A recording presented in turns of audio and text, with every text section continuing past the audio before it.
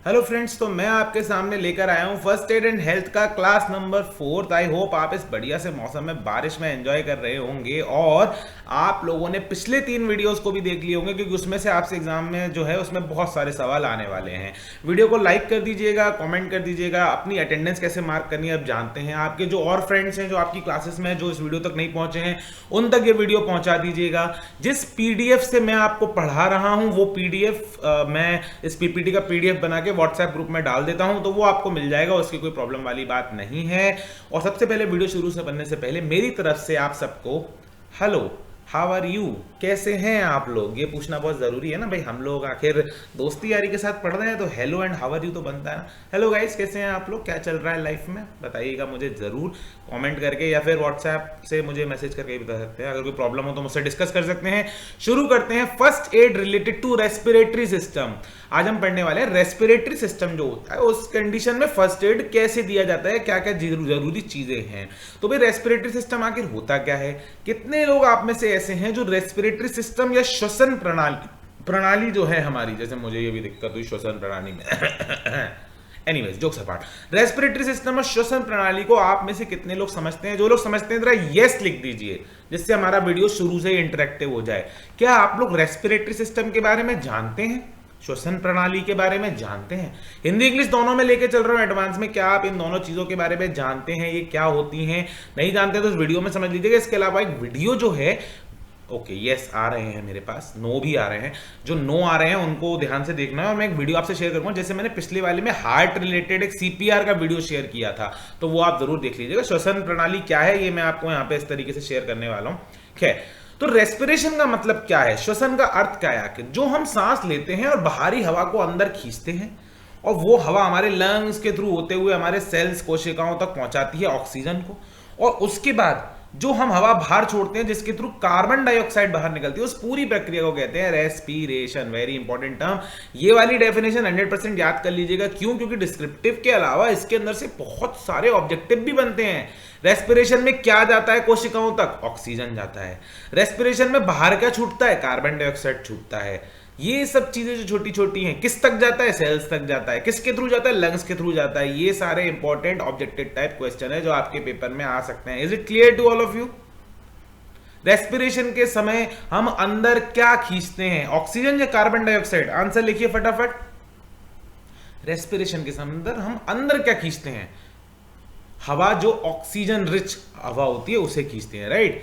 तो please see important respiratory diagram जो अगले पेज में दिया हुआ है। और हमारी सांस लेने की जो क्षमता है उसमें दिक्कत हो सकती है या सांस नहीं चल रही है, उसके कुछ कारण होते हैं, जो कारण अगले पेज पे यहाँ पे लिस्टेड हैं, यानी इसके अगले पेज पे। ये तो हमारा पूरा रेस्पिरेटरी सिस्टम है। इस डायग्राम को अच्छे से समझ लीजिएगा। हिंदी इंग्लिश दोनों में दे दिया है कि भाई हमारे लंग्स होते हैं और इसके अंदर छोटे छोटे छेद होते हैं जिसके थ्रू हमारा लंग काम करता है, उसको एल्वियोली कहते हैं।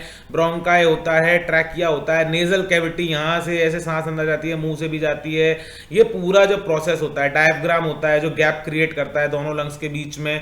ऐसे ही ये यहाँ पे हिंदी में दे रखा है। ये बिल्कुल एकदम से रट लीजिएगा। आपको किसका क्या काम है वो भी मैं आप लोगों को शेयर कर दूंगा, वो थोड़ा सा देख लीजिएगा। चलते हैं आगे। क्या कारण है, फॉरेन ब्लॉकेज।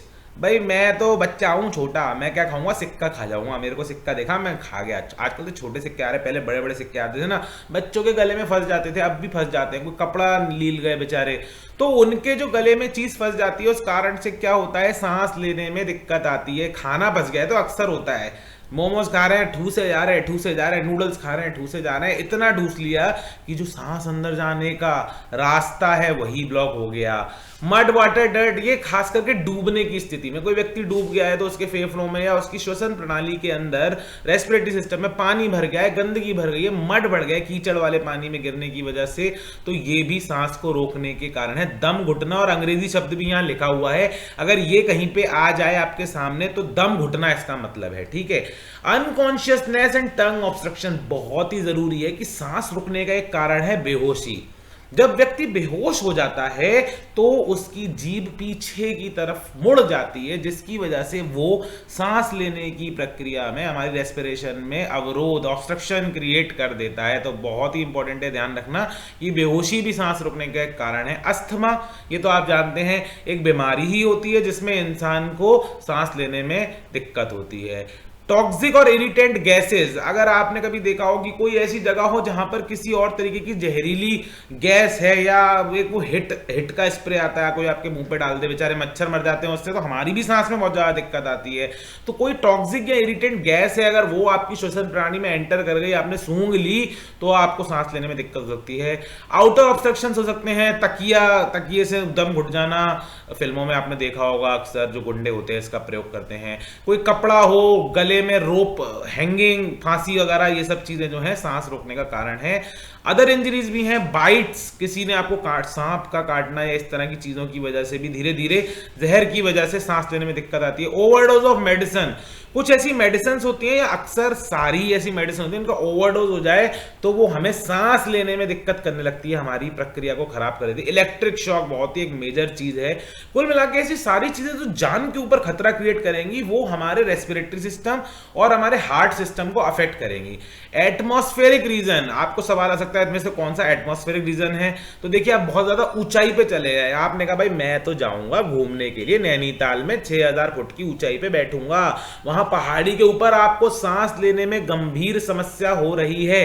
क्यों हो रही है गंभीर समस्या? क्योंकि वहां पे ऑक्सीजन की कमी है। ऐसी आप बेसमेंट में चले जाए बहुत ज्यादा नीचे, वहां हवा की कमी होनी, तो एटमॉस्फेरिक रीजन है।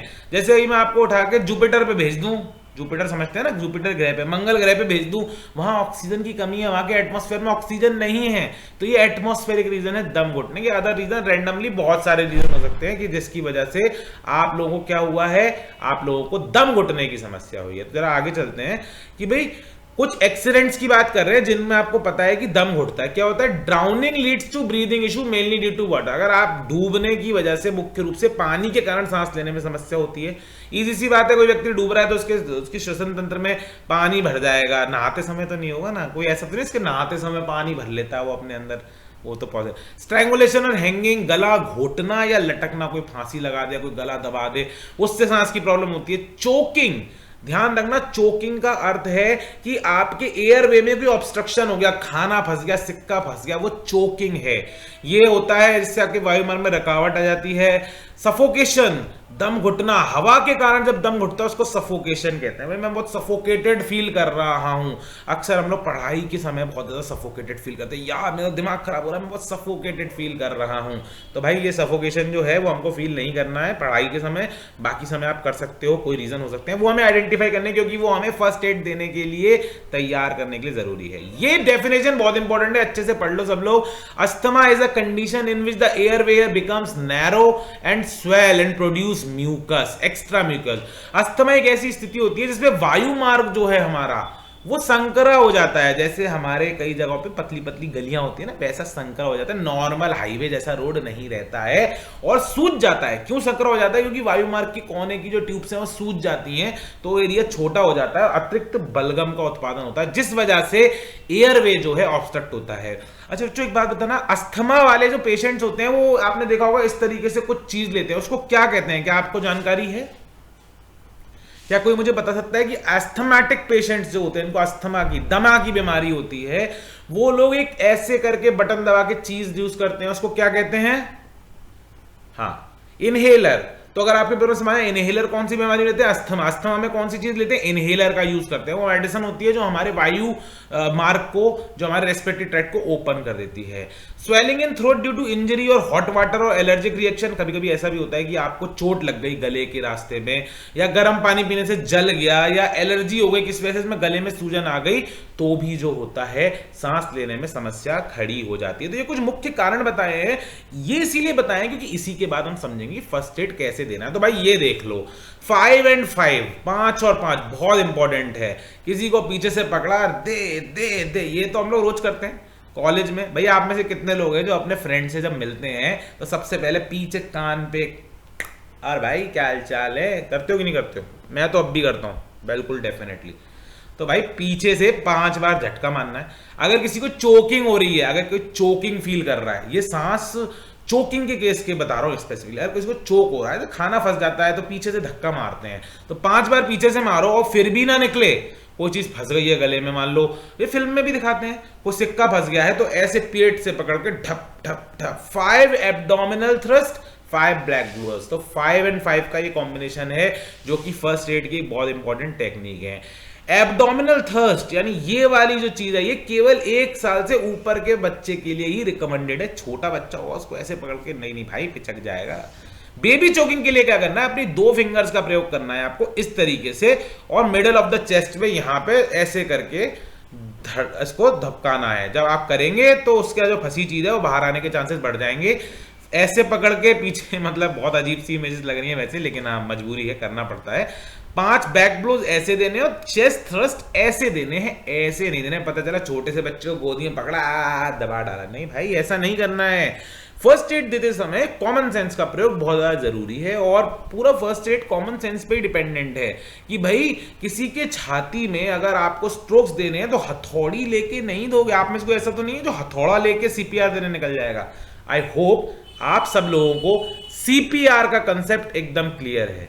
क्या कोई ऐसा है इसको सीपीआर नहीं पता है इस समय भी? तो प्लीज पिछले वीडियो में जाके देख ले। प्लीज आप मुझे यस लिख दीजिएगा, आप सबको सीपीआर क्लियर है? प्लीज यहां कमेंट बॉक्स में देख रहा हूं, सीपीआर आप सबको पता है ना? और ये वाला इमेज भी आपको समझ में आ गया ना कि बच्चों के लिए और बड़ों के लिए क्या डिफरेंस है। ये 1 ईयर वाला मैटर जो है ना ये इंपॉर्टेंट है ऑब्जेक्टिव के टर्म से। 5 back blows 5 abdominal thrust, objective वाला सवाल बहुत अच्छा बनेगा इसके अंदर से, तो प्लीज इनको आप अच्छे से समझ लें।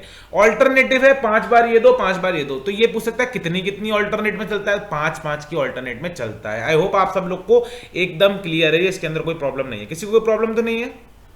मैं आप लोगों से शेयर कर दूंगा, चिंता मत करिए ग्रुप में। तो भाई in general condition first aid में आपको क्या करना है, सबसे पहले सुरक्षा देखनी है और हेल्प के लिए बुलाना है। जैसे हम फर्स्ट एड के पिछले वाले वीडियो में देखते आए थे कि प्रॉब्लम जानने की व्यक्ति को हुआ क्या है, चोकिंग हो गई है, पानी फंस गया है, सिक्का फंस गया है, या अस्थमा की बीमारी तो नहीं है उसको, उस हिसाब से ही आप उस व्यक्ति को हेल्प कर पाएंगे। अगर आपको पता ही नहीं है कि मेरी समस्या क्या है, मान लो मेरी समस्या ये है कि मेरे वीडियो इंस्टाग्राम पे व्यूज नहीं आते। अगर मेरी इंस्टाग्राम वीडियो पे व्यूज नहीं आते और आप मुझे फेसबुक फोटो पे लाइक के लिए हेल्प कर रहे हो तो क्या फायदा? आप में से और कोई भी है जिसकी रील्स पे व्यूज नहीं आ रहे हैं? है भाई कोई मेरे दुख का साथी? बहुत सारे होंगे, लगभग सब होंगे। अगर इसी बात पे @प्रणय रॉक्स मुझे इंस्टाग्राम पे फॉलो कर लो यार, मेरे व्यूज बढ़ा दो प्लीज कोई ना कोई। खैर, लेकिन ये मेरी अगर समस्या है, आप जब जान पाएंगे उस समस्या को तभी आप मुझे हेल्प कर पाएंगे। ऑब्स्ट्रक्शन होगा बैक पैड्स के थ्रू, वही जो हमने पीछे धक्का मारा था, या पोजीशन स्थिति को चेंज कर कर आप सही कर पाएंगे। अगर कोई व्यक्ति ठंडे पानी ऐसी स्थिति में हो तो उसको कंबल प्रदान करना है, बिल्कुल कॉमन सेंस से चलता है first aid. Use of CPR, use of CPR कब होगा? जब आपको लग रहा होगा, जो हमने पहले भी पढ़ा था, कि व्यक्ति अगर नॉर्मल सांस ले रहा है तो उसे रिकवरी पोजीशन में डाल देंगे, और अगर वो नॉर्मल सांस ले ही नहीं पा रहा, उसकी सांस ही नहीं आ रही है, तो हमें इमीडिएटली सीपीआर की फुल फॉर्म 100% हर एग्जाम में आनी जरूरी है। सीपीआर की फुल फॉर्म लिख दीजिए आप लोग, एक बार लिख दीजिए, cardio pulmonary resuscitation. Very important, CPR paper के अंदर आना है। और उसके बाद आपको ये इंश्योर करना है कि आप डॉक्टर नहीं हैं, आप प्राथमिक चिकित्सक हैं, और आपको उसको मेडिकल फैसिलिटी यानी हॉस्पिटल तक परिवहित करना है, ट्रांसपोर्ट करना है। Back blows and abdominal thrust जो है रेस्पिरेटरी सिस्टम का बहुत इंपॉर्टेंट फर्स्ट एड टूल है। याद कर लेना, आपसे पूछेगा कि बैक ब्लोज और एब्डोमिनल थर्स्ट किस केस में दिए जाते हैं? रेस्पिरेटरी प्रॉब्लम, श्वसन प्रणाली की दिक्कतों में दिए जाते हैं। ये चीज, ये सारा बहुत इंपॉर्टेंट है पूरा का पूरा, इसमें से ऑब्जेक्टिव पूछा ही जाएगा।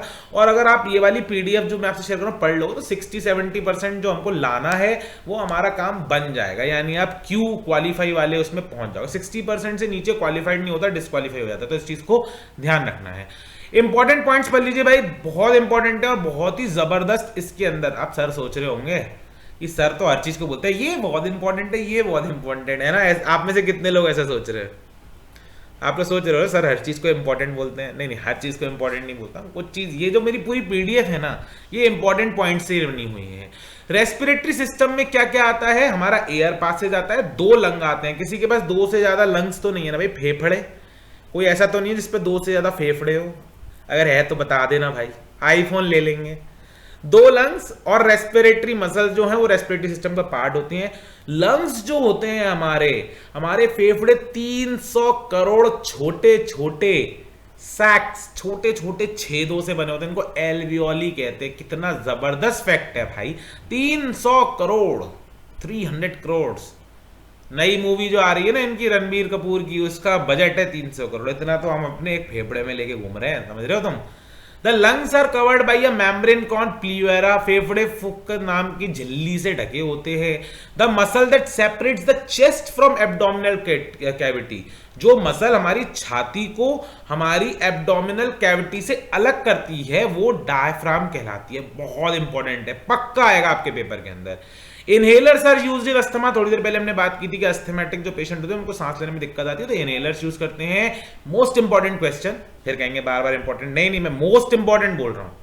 500 सीसी कौन सी बाइक आती है भाई? 500 सीसी की सुना है, 150 सीसी की बाइक, 200, 250, 500 की बुलेट भी आती है और भी कई बाइक्स आती हैं।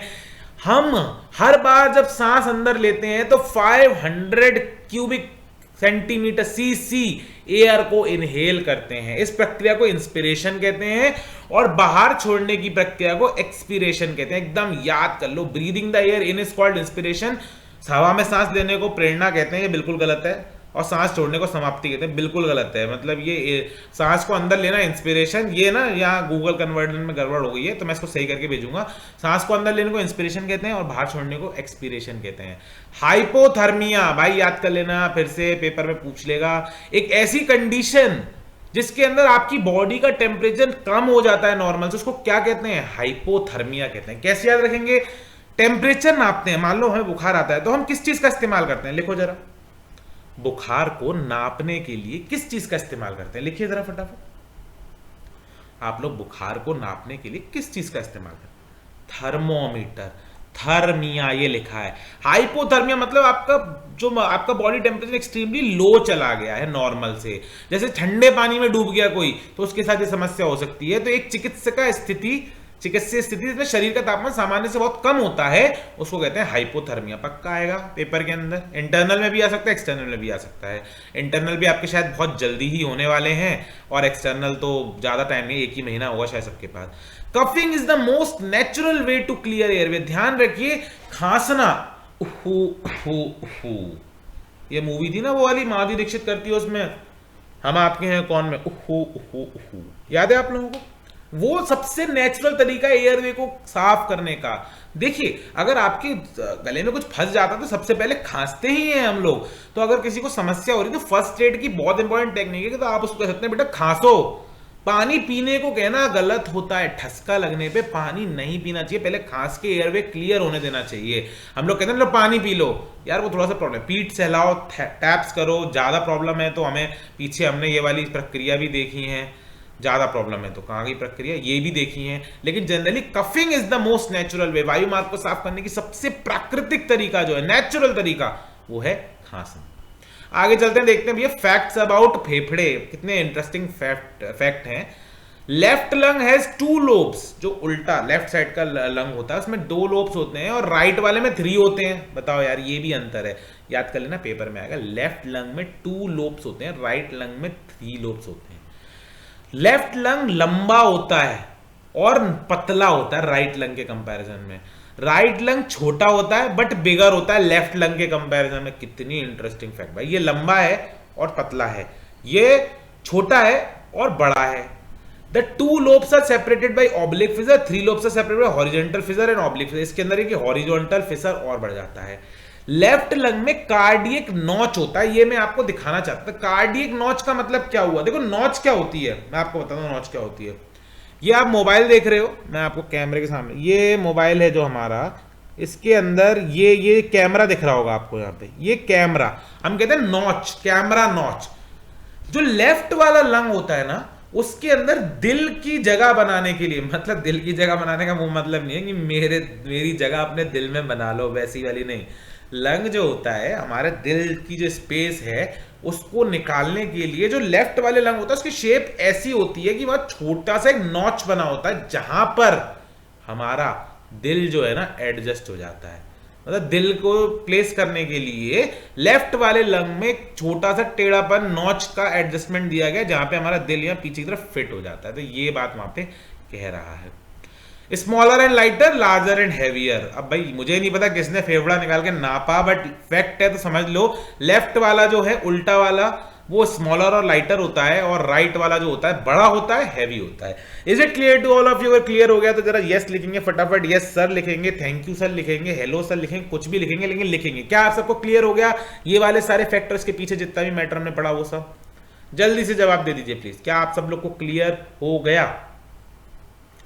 जी मैं वेट कर रहा हूं जवाब का। वीडियो हो गया 20 मिनट का, 10 मिनट और कर लेते हैं, ठीक है? आधे घंटे का क्लास बढ़िया रहेगा भाई। सर्कुलेटरी सिस्टम और heart, first aid related to circulatory system और हार्ट, हमारे दिल से जुड़ा फर्स्ट एड। मेरा दिल टूट गया है भाई, आपका दिल टूट गया, उसका फर्स्ट एड कुछ भी नहीं है, लेकिन हाँ दिल से रिलेटेड कोई मेडिकल प्रॉब्लम हो रही है उसका फर्स्ट एड मौजूद है। और सर्कुलेटरी सिस्टम क्या होता है? हमारे खून को जो हमारी बॉडी में ट्रांसपोर्ट करने का सिस्टम है, सर्कुलेटरी सिस्टम कहते हैं। तो कुल मिला के कह रहा है भाई हार्ट जो है ना वो 4 हिस्सों में बांटा गया है, दायां और बायां आलिंद, दायां और बायां वेंट्रिकल। याद रखना, right atrium, right ventricle, left atrium, left article. Heart is divided into 4 basic parts. Oxygenated blood flows from heart to body. Oxygen युक्त रक्त जो है वो हृदय से शरीर में प्रवाहित होता है। सिंपल सी बात है, हमारा जो खून है उसको, जो हमारे लंग्स हैं वो ऑक्सीजन रिच करके हार्ट के थ्रू बॉडी की तरफ भेज देते हैं। और डीऑक्सीजनेटेड ब्लड जब हमारे शरीर में ऑक्सीजन पहुंचा देता है तो खून वापस जो हमारे बॉडी में लौट के आता है, हार्ट में लौट के आता है, वो डीऑक्सीजनेटेड होता है, ऑक्सीजन रहित। वो बॉडी से दिल की तरफ बहता है, दिल से बॉडी की तरफ बहता है ऑक्सीजनेटेड ब्लड, ऑक्सीजन युक्त, और बॉडी से दिल की तरफ बहता है नॉन ऑक्सीजनेटेड, मतलब deoxygenated blood. Is it clear to all of you? ये दोनों शब्द ऑक्सीजन युक्त और ऑक्सीजन रहित क्लियर हो गया आपको? नॉर्मल बीपी 120 और 88, ये मुझसे गलती हुई, 80 है ये, मैं इसको सही करके आपको शेयर करूं। 120/80 is the normal BP. Average adult के अंदर 5 से 6 लीटर खून की स्थिति होती है, मतलब मौजूद होता है। और सर्कुलेटरी सिस्टम क्या करता है? हमारे शरीर में जो विभिन्न अंग हैं उनको न्यूट्रिएंट्स और ऑक्सीजन पहुंचाता है। किसके? सेल्स के थ्रू। तो हमारा जो कोशिकाएं हैं, सेल्स हैं, उसको सर्कुलेटरी सिस्टम क्या करता है? खून के माध्यम से न्यूट्रिएंट्स, जो कि हमने फूड न्यूट्रिशन में पिछले साल पढ़े थे, पिछले सेमेस्टर में, और क्या पहुंचाता है? ऑक्सीजन पहुंचाता है। तो ऑक्सीजन मोस्ट इंपॉर्टेंट है, most important factor for a human being I think is oxygen. Blood भी वही पहुंचाने का काम कर रहा है, सांस भी वही पहुंचाने का काम कर रही है। बहुत ही अच्छे से यहाँ पे है आपके पास। ये 120/80 है, इसको मैं सही करके आपको भेजूंगा। भाई देखो ये है दिल, वो ये वाला दिल जो होता है ना, ये वाला ऐसा होता नहीं है दिल। हम लोग ऐसे करके मेरा दिल भी कितना पागल, नहीं तू ही पागल है, दिल ऐसा नहीं होता है बेटा, दिल ऐसा होता है। Right chamber, right atrium, right ventricle, ये पूरा राइट चैम्बर है, ये पूरा लेफ्ट चैम्बर है। 2 चैम्बर है, right chamber, left chamber. Right atrium वाला हिस्सा ये है, राइट वेंट्रिकल वाला हिस्सा ये है, लेफ्ट एट्रियम ये है, लेफ्ट वेंट्रिकल ये है। राइट एट्रियम क्या करता है? इम्प्योर ब्लड को वेन से रिसीव करता है। राइट वेंट्रिकल क्या करता है? Blood enters here and move to lungs to get purified. तो ब्लड जो है राइट एट्रियम से वेंट्रिकल में घुसता है, किस लिए घुसता है? प्योरीफाई करने के लिए, लंग्स की तरफ जाता है। लेफ्ट एट्रियम जो होता है हमारा, लेफ्ट एट्रियम, ये प्योरीफाइड ब्लड को रिसीव करता है और लेफ्ट वेंट्रिकल ब्लड वेसल्स पे डिस्चार्ज कर देता है। किसे डिस्चार्ज कर देता है? इस खून को। देखो कितना अच्छे से यहाँ पे फंक्शनिंग सिखाई गई है, इसे पढ़ लेना अच्छे से। ये रिसीव करता है इम्प्योर ब्लड। इम्प्योर का मतलब क्या है? रॉ ब्लड, मतलब जो ऑक्सीजन वगैरह बांट के लौट आया है। हमारे बॉडी में खून तो वही की वही चल रहा है ना, सर्कुलेट हो रहा है। तो भाई circulatory system consist of heart, arteries, veins and blood. संचार प्रणाली में हृदय, धमनियां, आर्टरीज, वेरी इंपॉर्टेंट, जो दिल से डायरेक्ट खून के सर्कुलेशन में मदद करती है। नसें आप जानते हैं, आर्टरी दिल से जुड़ी होती है, नसें हमारी बॉडी में होती हैं, और रक्त होता है। यहां बहुत जरूरी कुछ चीजें हैं, पढ़ लीजिए, समझ लीजिए। ब्लड थिक होता है और ब्राइट कलर का होता है जब वो हमारे दिल से बहता है, और जब दिल से वापस आता है, दिल मतलब बॉडी से दिल की तरफ, तो वो डार्क रेड कलर का हो जाता है। ब्राइट रेड होता है जब हमारा दिल उसे आगे भेजता है, जो मेरे दिल से बात निकलती है वो ब्राइट रेड होती है, और जब वापस आती है तो थोड़ा डार्क रेड कलर का लौटता है। It has a Salian test, इसका स्वाद खारा होता है। ये स्वाद हम सब लोगों ने चखा हुआ है, उंगली में चोट लग जाती है, करते हैं ना। Dracula, doctor Dracula, doctor Dracula ने बताया था कि भाई खून का टेस्ट जो होता है वो खारा होता है, सेलिन नेचर का होता है। खून के अंदर रेड कलर के सेल्स होते हैं जो हीमोग्लोबिन, ये हमने पिछली बार पढ़ा था, आयरन की प्रेजेंस की वजह से हमारा खून जो है हीमोग्लोबिन और बढ़ता है और रेड कलर पाता है, जो ऑक्सीजन कैरी करता है, red blood cells. White blood cell जो होते हैं वो हमें इन्फेक्शन, किसी भी प्रकार के संक्रमण से लड़ाई की हेल्प करते हैं। ये सब ऑब्जेक्टिव में आने वाले सवाल हैं कि भाई रेड ब्लड सेल्स हीमोग्लोबिन करता है, ऑक्सीजन कैरी करते हैं, WBC हमें इन्फेक्शन के खिलाफ लड़ने में मदद करते हैं, और प्लेटलेट्स जो होती हैं वो ब्लड क्लॉटिंग में, खून के थक्के में मदद करती है। खून का थक्का भी फूड न्यूट्रिशन हाइजीन में पिछली बार पढ़ चुके हैं, फिर से बता देता हूं। कहीं चोट लग जाती है तो धीमे धीमे वहां पे खून मोटा होके, गाढ़ा होके झिल्ली सी बनाना शुरू कर देता है, उसको कहते हैं blood clotting. The remained of white colour plasma, ये प्लाज्मा बड़ा फेमस हुआ था भाई, प्लाज्मा फेमस हुआ था कोरोना काल में। तो जो खून के अंदर से जो व्हाइट वाला, ऑफ व्हाइट पीला सा हिस्सा एक्सट्रैक्ट करते हैं उसको प्लाज्मा कहते हैं, जिसके अंदर प्रोटीन और अदर न्यूट्रिएंट्स मौजूद होते हैं। तो ये ध्यान रखिएगा कि रेड ऑक्सीजन रिच ब्लड होता है और ब्लू ऑक्सीजन पुअर ब्लड होता है। अगर खून के अंदर से ऑक्सीजन निकल जाएगा तो उसका कलर ब्लूइश हो जाएगा, वैसे वो रेड रहता है। और ये वाला पॉइंट, हृदय से बहता रक्त चमकीला लाल रंग और हृदय की तरफ वापस आता रक्त गहरे लाल रंग का होता है। प्लीज प्लीज प्लीज याद कर लीजिएगा, ठीक है। आई होप आप सब लोग को साथ साथ क्लियर होता चल रहा है। आप लोग यहाँ मौजूद हैं। अच्छा, आप में से कितने लोगों को बारिश पसंद है, मुझे ये बताइए। कितने लोग ऐसे हैं जो इस दर्द दिल की सिफारिश, मिल जाए इसे वो बारिश। कितने लोगों को बारिश पसंद है और कितने लोगों को नहीं पसंद है, ये भी बताइएगा। कितने मिनट का वीडियो हो गया, देख ले, 26 मिनट हो गए, 4 मिनट और पढ़ना है, आगे एक्सलेट कर देते हैं फटाफट से। जनरल कंडीशंस बिल्कुल सेम टू सेम है। फर्स्ट एड कैसे दोगे भाई, जैसे रेस्पिरेटरी में दे रहे थे, जैसे नॉर्मल में दे रहे थे, वही करोगे। पहले सुरक्षा देखेंगे, प्रॉब्लम आइडेंटिफाई करेंगे, उसको दिक्कत क्या है, पर्सन को मदद करेंगे। सांस वांस नहीं आ रही, कुछ भी नहीं है तो CPR की, फिर ट्रांसपोर्ट टू मेडिकल फैसिलिटी। दिल के संबंध में एस्पिरिन नाम की टैबलेट का बारे में कहा गया है, तो ये ध्यान रखना, एस्पिरिन की टैबलेट जो होती है वो एक्सपर्टाइज नॉलेज के साथ, एक एक्सपर्ट विशेषज्ञता के साथ यूज कर सकते हैं। अगर आर्टीरियल ब्लीडिंग हो रही है, यानी धमनी से रक्त स्राव हो रहा है, या शिरापरक यानी कि हमारी वेनस यानी कि वेन से रक्त स्राव हो रहा है, ये डिफरेंट है। तो ध्यान रखना, अगर किसी की आर्टरीज से खून बह रहा है ना, तो भाई बहुत जबरदस्त दिक्कत है। मेन आर्टरी अगर डैमेज हो जाए, जो दिल से सीधे जुड़ी होती हैं, खून को जो मेन धमनी है, तो कई फुट ऊंची खून की धार बह सकती है अगर मेन आर्टरी डैमेज होती है। वहीं अगर नसों में डैमेज होता है, वेन्स में होता है, तो वो मैनेजेबल होता है। एक्सटर्नल ब्लीडिंग और इंटरनल ब्लीडिंग, एक्सटर्नल ब्लीडिंग मतलब हाथ कट गया सामने दिख रहा है, इंटरनल ब्लीडिंग सिर के अंदर ब्लीडिंग हो रही है, पेट के अंदर ब्लीडिंग हो रही है जिससे आप देख नहीं सकते। बाहरी रक्तस्राव तो ठीक है, आंतरिक रक्तस्राव आपका बहुत ज्यादा खतरनाक होता है। ये इस तरीके का सवाल बन सकता है पेपर के अंदर, आर्टेरियल ब्लीडिंग ज्यादा खतरनाक है कि वेनस ब्लीडिंग, धमनी रक्तस्राव है, शिरापरक। तो भाई धमनी वाला रक्तस्राव जो है वो ज्यादा दिक्कती है। एक्सटर्नल ब्लीडिंग जो है वो मैनेजेबल है, बट इंटरनल ब्लीडिंग जो है एब्सोल्युटली खतरनाक है ना। सबको क्लियर है ना भाई, कौन सी वाली ब्लीडिंग ज्यादा खतरनाक है, इंटरनल या एक्सटर्नल? लिखो जरा। खून अंदर बह रहा है, आपको पता ही नहीं चल रहा, बाहर बह रहा है, आप उसे कंट्रोल कर लेंगे। External bleeding is very very dangerous. Carotid artery, सब याद कर लीजिएगा, ये गर्दन के पास जो सिर को ले जाने वाली, जो सिर की तरफ खून ले जाने वाली होती है, उसको कार्टॉइड आर्टरी कहते हैं। ये बहुत इंपॉर्टेंट आर्टरी है जो हमारे सिर में खून सप्लाई कर रही है। नॉर्मल पल्स रेट है 60 से 100 तक भी चला जाए तो बहुत दिक्कत नहीं है, लेकिन 100 में इंसान को दिक्कत होने लगती है। When हार्ट कॉन्ट्रैक्ट, देखो ध्यान से सुनना, दिल हमारा ऐसे ऐसे काम कर रहा है, ऐसे ऐसे कॉन्ट्रैक्ट हो रहा है, एक्सपेंड हो रहा है। जब वो एक्सपेंड करता है तो वो अपने अंदर खून भर लेता है, अपने अंदर खून भर लेता है। और जब वो कॉन्ट्रैक्ट करता है तो वो खून को छोड़ देता है। इसको ऐसे समझेंगे, एक पानी की बोतल है मेरे पास, वो पानी की बोतल जब पूरी तरीके से फूली हुई है तो खून उसके अंदर भरा हुआ है।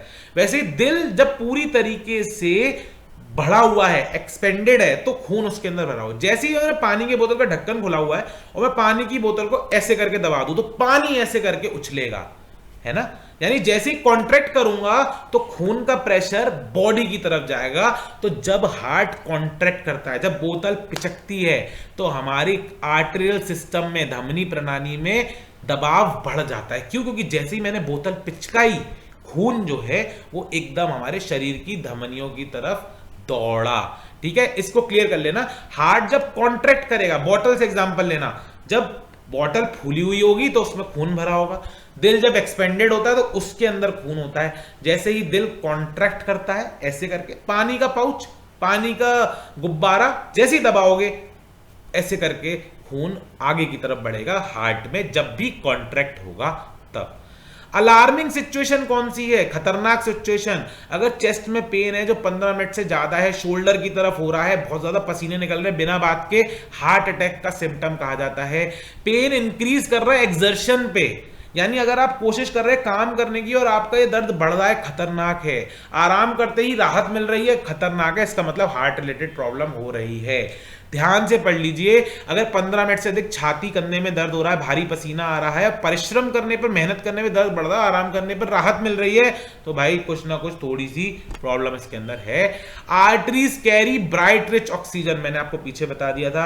Internal bleeding is more dangerous than external, ये भी मैं आपको पीछे बता चुका हूं। इसी के साथ हमने रेस्पिरेटरी सिस्टम और करते करते आज 60% syllabus of first aid and health खत्म कर दिया है। वीडियो देखिए कहां पहुंचा, टाइमिंग देख लेते हैं। वीडियो का टाइमिंग हो गया है, एक मिनट रुकिए, वीडियो का टाइमिंग हो गया है 30.56 मिनट। बहुत अच्छे से हमने आज के वीडियो को कंप्लीट कर लिया है। इसका पीडीएफ मैं आपको कुछ करेक्शंस के साथ शेयर कर दूंगा, कोई प्रॉब्लम वाली बात नहीं है। एक दो एडिशनल वीडियोस जो शेयर करूं उन्हें भी देख लीजिएगा, पेपर में हम बहुत अच्छे से करेंगे। अभी हमें बहुत सारा पढ़ना है, कॉमर्स का ही पढ़ना है, ये भी करना है, वो भी मैं मदद करने की कोशिश करूंगा, कॉमर्स रिलेटेड भी, because ultimately I am the professor of commerce only. So again on this wonderful day I would like to thank you all the teachers who are supporting me, the senior teachers. Manukant Shastri sir हमारे साथ हैं और जिन्होंने ये मतलब opportunity यहाँ तक पहुंचाई है मेरे पास तक। इसके अलावा आप जानते हैं कि आप लोगों को पढ़ाते हुए मुझे इसीलिए खुशी होती है क्योंकि मैं आप लोगों की किसी तरीके से मदद कर पा रहा हूँ। Pratima madam thank you so much, thank you to everyone else, आप सब स्टूडेंट्स को थैंक यू। और आज हम वीडियो को क्लोज करते हैं किसके साथ? बाय बाय के साथ। तो आप सब लोग मुझे एक बाय लिख दीजिए अच्छा सा। ध्यान रखिए ये वाले पीडीएफ को अच्छे से पढ़ लीजिएगा, आप लोगों के इंटरनल एग्जाम्स में बहुत ज्यादा काम आने वाला है। Until we meet next time, it's a goodbye. Bye guys, take care. अभी गया नहीं हूँ, अभी यहीं पे हूँ। बाय लिखो पहले, फिर जाऊंगा मैं। Take care guys, bye bye.